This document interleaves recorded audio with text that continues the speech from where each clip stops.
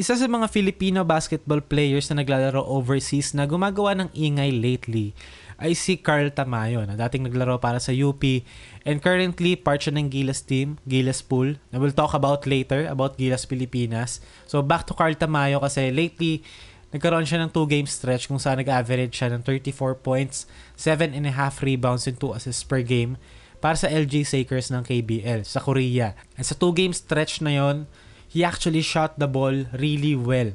74% siya from the field. 31 out of 42 total field goals. And 3-pointers naman, 4 out of 7, which is 57.1%. So, grabe yung stretch na yon. Sobrang heater. Sobrang init.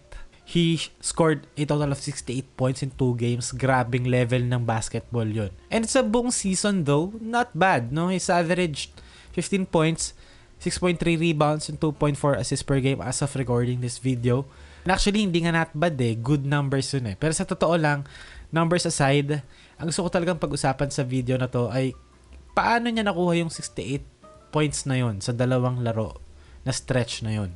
And we also have to keep in mind na 6'7" forward tong pinag-uusapan natin. So malaking bagay to, not only for his KBL career but also for Gilas Pilipinas, which is the bigger picture. And kilala nyo naman ako, lately, isa ako sa mga promotor ng let's not always look at the bigger picture. So nag-compile ako ng clips ng mga possessions or mga points, mga baskets niya sa 2-game stretch na yon. E kung makikita natin sa clip na to, magsisimula yung possession na wala sa kanya yung bola. There's going to be an empty side ball screen para sa guard and sa big man. And now magro-roll yung big man dito. Now his man is going to tag the roller kasi mag-show dito yung tao ni number 80 or 86, yung import. Pagkaroon ng import, okay, nagkaroon ng switch, nag-show, and then nag-switch. Now, this is a mismatch. So ito, mag-help to si number 32. Dun sa mismatch, Carl Tamayo nag-flash dito, inatake niya yung tag nung tao niya. And now, nag-flash siya sa gitna, open, jump shot, 15 feet sa may free throw line. Carl Tamayo kasi most of his offense either nanggagaling sa poste, sa catch and shoot, or sa high post. Dito makikita natin, again, papasok sa kanya sa ball screen. After ng ball screen rather, papasok sa kanya sa high post. Now, he will survey the floor. Walang nangyari. There's going to be a ball screen big to big. Ibibigay sa kanya nung big man. Now, pag big to big, mostly ini-switch yan. Pero since smaller defender, yung nakita Mayo kumpara dito, now, it's essentially a mismatch dun sa import nila. Na pinasa ni Carl Tamayo, in-entry pass niya. Diba? Nice recognition to see the mismatch. And that's an assist. Dito naman, okay, nag-seal siya sa gitna. Gets a decent position. Okay? Malapit na siya sa loob. Inside. Nasa paint siya. Now, pagkasalo niya ng bola, okay, mabilisan lang. Binasa niya yung defense. Okay, ano binibigay sa akin ng defense? Face up, hanap ako ng kakampi. The defender gambled. Carl Tamayo, okay, back down. Pumunta siya sa baseline, fade away, foul counted. So, yung decision making, kumbaga, doesn't always, dati kasi si Carl Tamayo, trigger happy. And now, nakikita natin siya actively trying to read the game, trying to make better decisions. Diba? Trying to see what the defense is giving him. Dito makikita natin, again, poste, babasahin niya yung court, walang open na teammate. Now, poposte siya ngayon, ala Carmelo Anthony. And bilang isang Carmelo Anthony fan, lumaki ako practicing his post moves kahit di naman ako magaling, triple threat, jab step, diba? Yeah, when you're posting up, diba? Even ako, isa pa sa mga favorites ko, Al Jefferson. When you're posting up, meron mga binibigay sadly yung defense sa'yo, diba? Kung saan ka pwedeng pumunta. Kung makikita natin dito, the defense, pagka-poste ni Carl Tamayo, okay, clearly, okay, dinedeny niya yung baseline. Ayaw niyang papuntahin si Carl Tamayo sa baseline. So, one way to attack this is magsispin move ka papunta sa baseline or dadali mo siya sa gitna, magba-back down ka papunta sa gitna, sabay drop step papunta sa baseline. Or kung anong ginawa ni Carl Tamayo dito, okay, since mas kaya niya in terms of katawan and weight yung defender, okay, binack down niya, nag-hop step siya, gets into his position, rise up, easy 2 points. Kasi, by backing up, okay, pinostehan niya, nakakuha siya ng position underneath, and naurong niya enough yung defender niya para magkaroon siya ng space to pull up. And since 6'7" siya, malaki siya na forward, open siya. Dito, nagsimula sa ball screen, there's going to be a lift. Okay, parang ramp screen yung ginawa niya para doon sa big man. Now, after yung mag-screen, nag-seal siya sa gitna. Meron siyang like roughly 3 seconds to operate. Binigay sa kanya 1, 2, quick drop step papunta sa baseline, pasok. Dito again, high post sa kanya. Okay, baback down niya yung defender. Now, makikita natin yung defender is trying to push Carl Tamayo papunta sa direction na to. So, kung ikaw yung offensive player, you know na yung paa nito, ayan o, yung paa ng kalaban, nakaganyan. Nasa likuran mo. So, if you go to this area here, nag-drop step ka or nag-spin move ka, ang laking advantage for you. Kasi basically, nakatalikod sa'yo yung defender mo.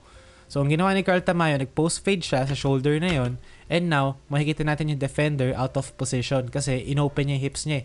Parang nag-180 siya in terms of footwork. Okay? From that, okay, umikot siya, and now, late na siya, hindi na siya nakaangat, hindi na siya naka-elevate to contest Carl Tamayo. So, again, great read, Carl Tamayo, reading the defense, ano binibigay sa kanya sa poste. Makikita natin dito again, paposte siya, same play. Now, this time, yung defender, mas gitna ngayon siya. Wala siyang pinapwersang angle kay Carl Tamayo. Straight up lang. Okay? Walang baseline na binibigay. Wala ring gitna na binibigay. So, for Carl Tamayo, kailangan niya gamitin dito yung strength niya to push the defender away and then elevate one-hander ala Al Jefferson. 2 points. And again, hindi pinipilit ni Carl Tamayo, and even though mukha kasi siyang, you know, ang tagal ng bola sa kanya and parang ang tagal niyang mag-develop, tama yung reads ng ginagawa ni Carl Tamayo, and hindi lang yun yung nasa arsenal niya. Of course, yung outside shooting, lagi namang nandyan yan. Pero ang interesting kay Carl Tamayo lately is that mas nakikita na natin siyang mag-off the dribble 3-point attempts. Mas comfortable na siya doing that.